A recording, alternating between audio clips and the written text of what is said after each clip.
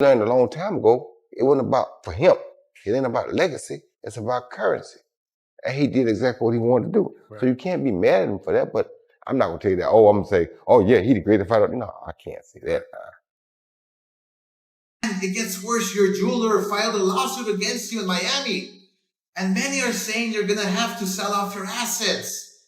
I hate seeing this happen, bro. As I've always said, it's hard to make money, but it's even harder to keep it. You know, Mayweather was, it's been reported, I should say, allegedly, that, he's been, a little upside down on some of his taxes and some of his properties. And he needed to come back and fight and take care of that. Well, he got some cheese from that advancement. I'm pretty sure he took care of that. And now he's chilling. Now he's saying to himself, I'm damn 50 years old. I ain't trying to fight. No, I ain't trying to fight. Let's do an exhibition. The boxing world is erupting with tension after Netflix reportedly slammed Floyd Mayweather with a staggering $100 million penalty, accusing him of a shocking contract breach after he suddenly labeled the highly anticipated rematch with Manny Pacquiao as nothing more than an exhibition, a move that blindsided fans and insiders alike and sent waves of controversy, suspicion, and high-stakes drama rippling through the sport. Losing money Mayweather, as the chatter says, is in dire straits financially. But something is off. Something's completely off because you got one person saying, this is a real fight. You got the promotion saying, this is a real fight. You got Floyd Mayweather saying, no, this is an exhibition. There's two things that are happening here. Either somebody messed up in paperwork or in communication or in some form of getting this fight together, misspoke to one of these guys, or Floyd Mayweather is trying to scam Netflix. That is the only two things that can be possible. Tim Bradley has dropped a bombshell, hinting that Floyd Mayweather may have already burned through the massive advance he secured from Netflix, possibly funneling it into clearing shadowy, lingering debts that have quietly followed him. And now, with the cash safely in his grip and the pressure seemingly lifted, there's a growing suspicion he's deliberately stepping away from any real danger, dodging serious competition while the spotlight intensifies and questions spiral about what he's really avoiding behind the scenes. Know the legalities of the actual contract and why Mayweather's choosing to do what he's going to do what he's doing. I don't think Mayweather is afraid. I don't think he's afraid. No, I don't. I'm sorry, I don't. Come on. Barrios, he's not afraid of Pacquiao. Trust me, he's not. But the thing I want to make you guys aware of is that when you get these advancements, you could put a non-refundable tag on these advancements. You can do that. Now, I don't know if Mayweather did that, but you can. You can put a non-refundable attachment on this and be like, all right, hey, I need an advancement for training. I need $3-4 million or whatever for training expenses. And if they agree to say yeah, and he put in a contract that is non-refundable, it's free money. It's basically free money. Oscar de la Hoya has stepped in with a cutting claim, insisting that Floyd Mayweather's sudden return isn't about legacy or pride but a desperate response to mounting financial pressure, warning that fighters of his caliber often fall into the same trap, mismanaging vast fortunes until the money quietly vanishes. And now, instead of risking everything to protect his name in true competition, Mayweather appears to be chasing quick payouts through carefully staged exhibition bouts, a move that raises unsettling questions about what's really driving him and whether the legend is now running from something far bigger than any opponent in the ring. The reason why he's crawled out of his rock, he needs money. You think he needs money? Absolutely. He's always flossing. It's absolutely, he needs money. You think he's going Once broke? Again, come on. Fighters like that always go broke. He's always spending, so I guess. Absolutely. Look, he's not fighting anymore, so that big money's not coming in. Look at what happened to Mike Tyson. He made what, $500 million? Right. You think you can't spend $500 million overnight? Absolutely. Yeah. I doubt he'll ever step into that ring. Floyd's a big freaking. He called Canelo the easiest win of his career. Yeah, because he was 21 years old. Right. Of course. If I fought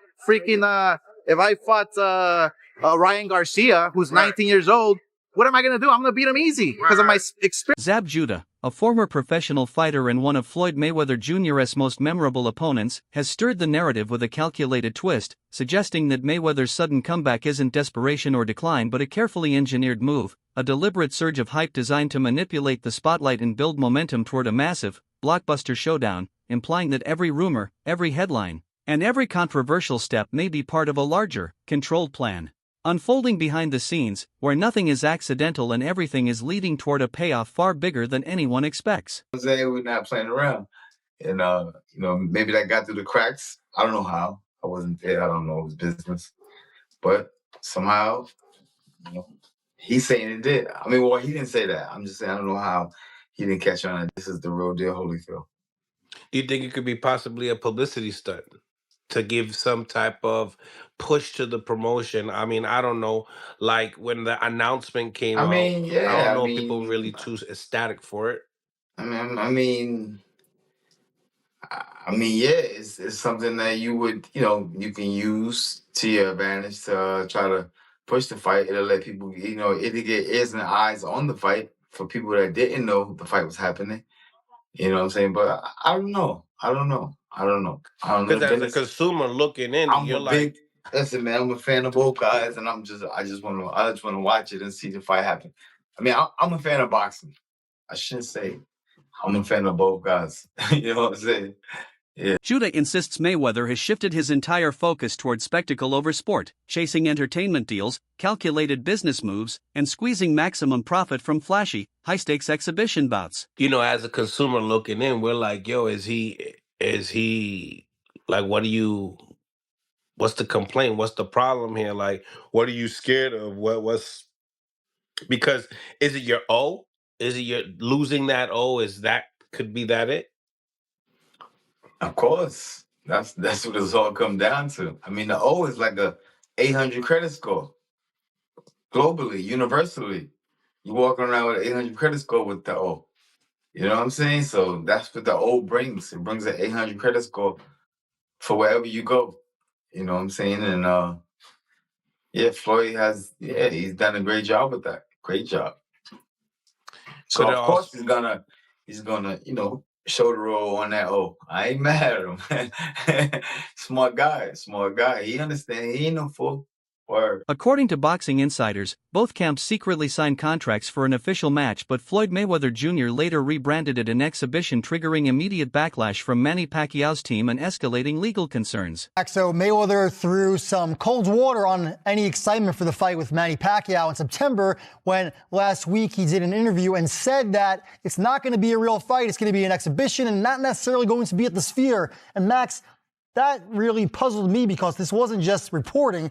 Netflix, a multi-billion-dollar company, officially announced that this would be a real fight at the... Boxing commentator Max Kellerman has suggested that Floyd Mayweather Jr.'s insistence on labeling his comeback bout as an exhibition rather than a fully sanctioned professional fight may be a calculated strategy designed to protect his untarnished 50-0 record. I'll always bring this up. Bernard Hopkins, I was calling his fights on HBO.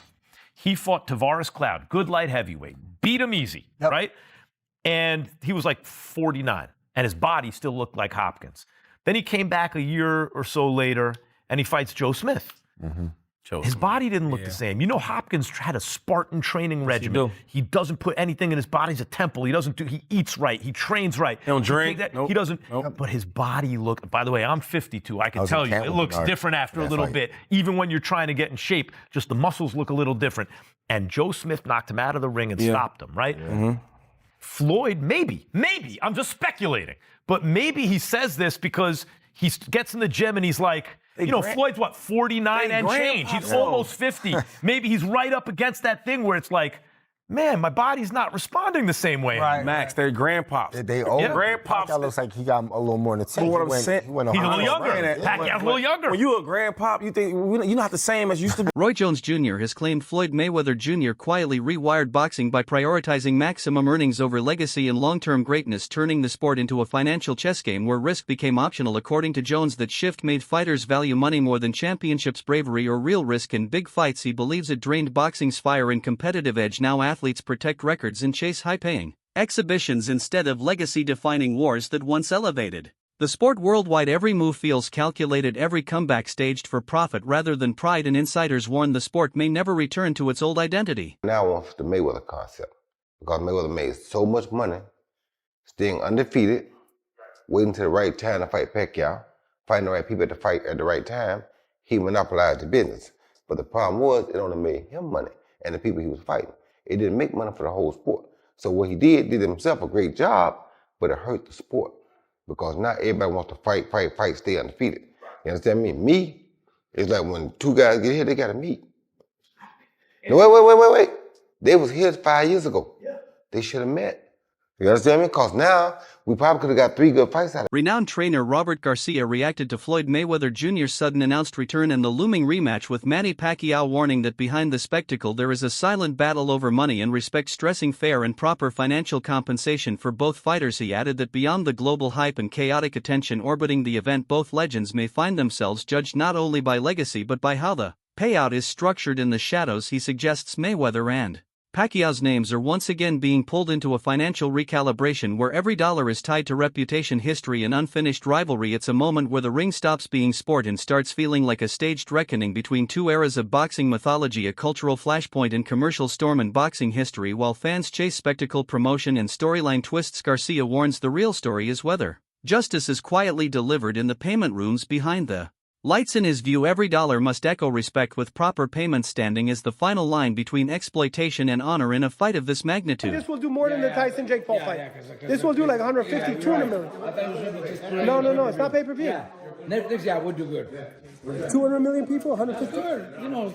Good thing Netflix is getting involved, man. It's bringing up a lot of money for the guys. Yes. Mayweather Pacquiao, they're gonna make a couple $100 million each. I think so. Good for them. As they should.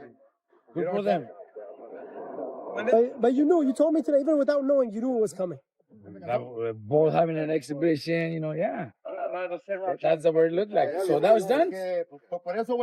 September 19th? September 19th. September, the Mexican Independence Day weekend? Yeah, in the Sphere, nonetheless. That's that round thing. But isn't Canelo fighting on that day? No, he's fighting in Saudi on the 12th. Yeah, but Mexico versus... Oh, that's right. So this is a week after. You mean the Sphere? Yeah. That's big time. Yeah, it's very few seats in there. Yeah, that's big time. The gate will break records. I'm sure it's going to be major. Yeah, because I heard that's just special, like only like special events and special concerts and shit like that. Analysts and boxing observers now believe Floyd Mayweather Jr.'s shocking comeback to boxing signals something deeper: mounting financial pressure that has been quietly building for years. Reports of unpaid taxes, escalating legal disputes, and a wave of lawsuits have only intensified speculation that despite earning over $1 billion in his career, his post-retirement fortune may be under strain. And now, some analysts argue that his return to the ring and the risk to his perfect record is no longer just about legacy or entertainment, but something far more urgent: financial survival. They suggest a fighter with nothing left to prove would never gamble his undefeated legacy unless the pressure behind the scenes was truly severe and mounting uncertainty. And is he got more money than me? Yeah, but he also spends a lot more money than me, which is why I thought him coming back to fight Manny Pacquiao, it made dollars, so sure, it makes sense. But for him to put his pro record on the line means this is really bad for Floyd. Well, turns out it could be as bad as we thought, or potentially worse, because Floyd Mayweather came out, 5 days ago now. I'm a little bit late to this story, but I wanted to make sure I had all the information. He came out 5 days ago and said that this fight isn't a pro fight. Even though it's announced that way, Netflix, the whole thing, all the promotion being pro-fight, it has not apparently been that to Floyd Mayweather, and this is what he had to say about it. The Sphere is one of the places that they talked about, so we don't know if it's 100% going to be there, and this is not actually a fight, it's an exhibition. Okay. Ooh. So we're going to do it again, and hopefully we're going to... Mayweather Jr. has fallen under escalating scrutiny as reports intensify around his massive $340 million lawsuit, filed against Showtime networks and former executives over what he claims is the systematic misappropriation of fight earnings, a financial web that now threatens to unravel his legacy. According to the filing, Mayweather alleges that a substantial portion of his career revenue was quietly siphoned away through controlled financial channels handled by former advisors and connected associates, leaving him allegedly deprived of hundreds of millions he insists were rightfully his. The legal complaint further claims that revenue from some of his most historic bouts, including blockbuster clashes with Manny Pacquiao and Conor McGregor, was allegedly redirected into intermediary-controlled accounts instead of being fully delivered to him, triggering accusations of fiduciary breach, concealment, and financial misconduct. The case also names Showtime and Steven Espinoza as part of the widening legal storm, as the once untouchable boxing icon now finds himself entangled in a high-stakes financial battle that could redefine everything behind his billion-dollar image.